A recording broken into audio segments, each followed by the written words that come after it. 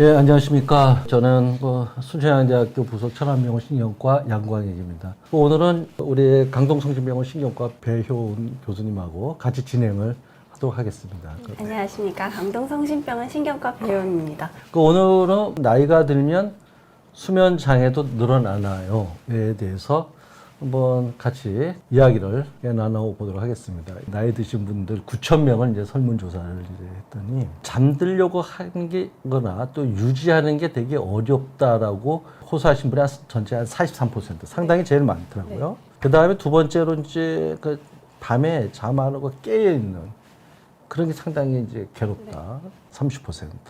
그다음 불면, 또 이게 낮잠을 또 이렇게 많이 주무시더라고요. 네. 그리고 너무 일찍 일어나서 아침에 그렇게 개운하지 않다라고 하시는 분이 한 13%, 그리고 수면 문제가 전혀 없다고 하시는 분도 있어요. 12%. 네. 그걸 단지 이제 노화 과정이라고 생각을 하기 때문에, 네. 뭐 이거 단순 노화 과정이기 때문에 이게 뭐 이 수면 문제가 이거 뭐 어쩔 수밖에 없지 않겠느냐, 뭐 이러고 뭐 버티고 지내야지. 뭐 그래서 솔루션을 이렇게 찾지 않으려고 하는 그런 경향이 좀 있을 수가 있다. 그런데 또 하나는 또 나이를 드시면 여러 가지 그 만성 질환, 네.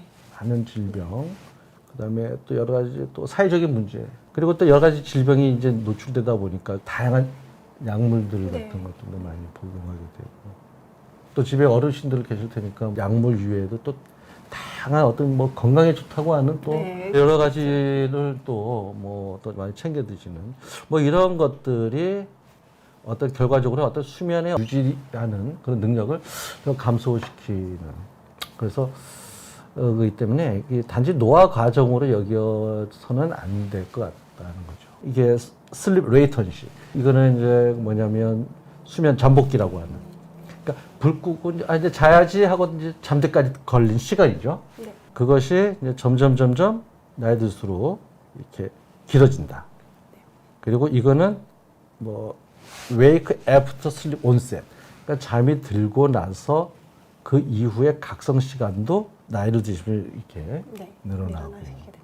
그 REM 수면이라고, 꿈꾸는 잠 수면은 어떻게 좀 약간 감소하고 네. 3단계 잠은 네. 줄어들죠. 그래서 나이를 드시면서는 이런 깊은 잠은 감소하고 얕은 잠은 늘어나고, 또 수면 잠복기, 그러니까 잠들 때까지 걸리는 시간이 좀 이렇게 다소 길어지는 게 어떻게 보면은 그 나이에 따른 정상 수면 구조의 변화라고 이렇게 할 수가 있겠습니다. 그 다음에 또 하나는 저희 일주기 리듬 변화가 이렇게 있는데, 이게 뭐냐면 우리가 정상적으로 우리가 아까 이제 그 잠이 들고 깨고 하는 그 기전 중에 그 투 프로세스 모델. 네. 투 프로세스 모델이라는 게 프로세스 S와 C로 이루어져 있고요.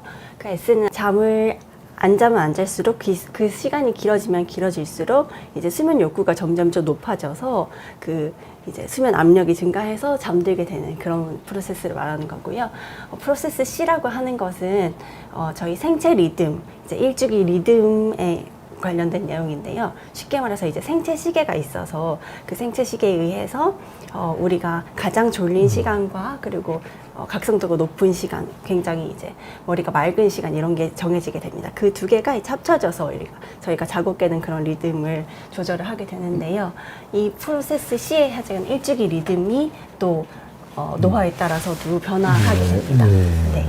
그래서 여기서 보시듯이 이제 젊었을 때에 비해서 나이가 들게 되면 잠드는 시간, 그리고 잠에서 깨는 시간, 기상과 수면 시간 자체가 앞당겨지게 됩니다. 그래서 어르신들이 흔히 뭐 초저녁부터 졸리시다고 하고, 이제 새벽 3, 4시에는 이제 깨서 다시 잠들기가 힘들다, 정신이 맑다, 이렇게 표현하시는 게 다 이런 일주기 리듬 변화와 연관이 있다고 볼 수 있습니다. 폐경 후에 네, 수면 무호흡 장애가 여성에서 더 증가한다고는 보고가 되어 있고, 호르몬과 연관성은 조금 더 연구가 필요하다고 일단은 그렇게 알고 있습니다.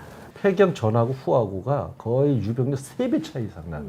그 전에는 남성에 비해서 훨씬 떨어지잖아요. 네. 이 수면 무호흡 비율이. 그러니까 특히 그 여성분들은 또 남성하고 달리 폐경 후에 그 중년 이후로 갈수록은 상당한 또 어떤 좀 다른 어떤 그런 패턴을 좀 보이는 것 같아요. 또 하지불안 증후군 증상이 또 이제 증가를 나이 드시면 하는데 하지불안 증후군 증상에 대해서 한번 좀 안내해 주시면 좋을 것 네. 같아요. 예. 하지불안 증후군의 핵심은 네. 이제 주로 하지죠.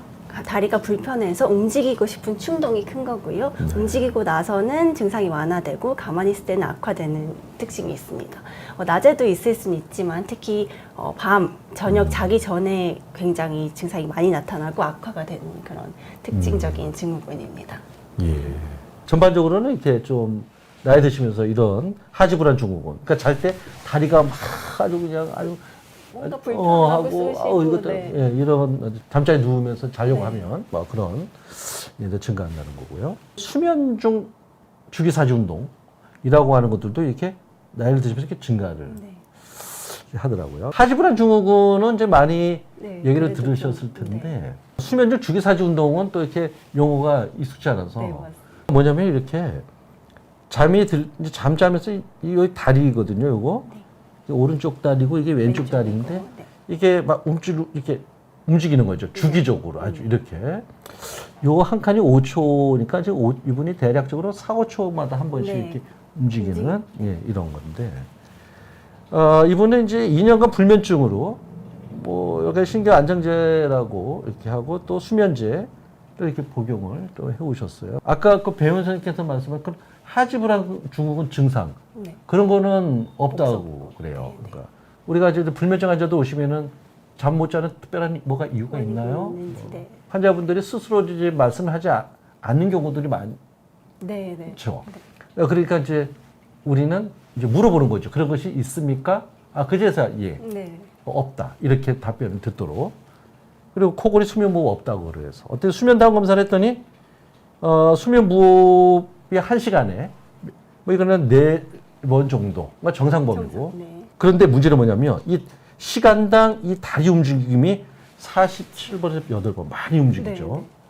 그리고 요거 때문에 뇌가 살짝 깨는 게 36, 7번. 그러니까 하지불안 증후군은 없는데 이런 증상이 이제 수면 중에 발견이 된 거라서 결국 뭐냐면 아침에 일어나도 개운치가 개운치가 네, 않은 거고. 네. 그래서 이 치료는 이제 하지불안 증후군하고 사실은 어떻게 비슷하지 않습니까? 그래서 그 하지불안 증후군에 대한 치료제를 쓰면서 이런 현상을 이제 어떻게 보면 줄이니까 아침에 일어나도 개운해졌다. 렘수면 행동장애도 요즘 많이들 아시고 계시더라고요. 여기 적혀 있는 대로 파킨슨이나 치매로 갈 확률이 높고 동반할 수도 있다 이런 거를 많이들 듣고 오셔서 걱정을 하시던데 네, 말 그대로 이제 렘 수면 중에 꿈속에서 하는 행동을 실제로 이제 옮기게 돼서 뭐 배우자를 친다든지 주로 공격적인 행동을 해서 문제가 되는 건데요. 할아버지가 곤타는 꿈꾸는데 곤투를 이제 실제 하는 것이죠. 네. 그래서 이 할머니 여기 자세히 보면 그림 여기 눈에 멍 들어 있어요. 멍. 네, 여기 자세히 여기 보면 멍이 들어 있거든요. 맞은 거죠. 이렇게 그렇죠. 수면 중에. 그러니까 이런 퇴행성 신경계 질환 중에서 이렇게 특히 이 렘 수면 행동 장애가 많이 이제 관찰이 되고. 그리고 또 하나가 이제 원인 중에 하나가 또 이 약물 중에서 그 항우울제. 네. 항우울제가 이거를 좀 일으킬 수가 네. 있잖아요. 그래서 그 항우울제 복용하시는 분들 중에서 이런 꿈꾸는 대로 행동한다, 밤에 막 움직이고 소리 지르고 뭐 자꾸 내가 뭐 발길질한다. 그러면 한번 그런 것도 한번 좀 점검을 해볼 필요가 있습니다. 늦은 밤 숙면을 이루시기를 바라겠습니다. 네, 이걸로 마치겠습니다. 감사합니다. 감사합니다.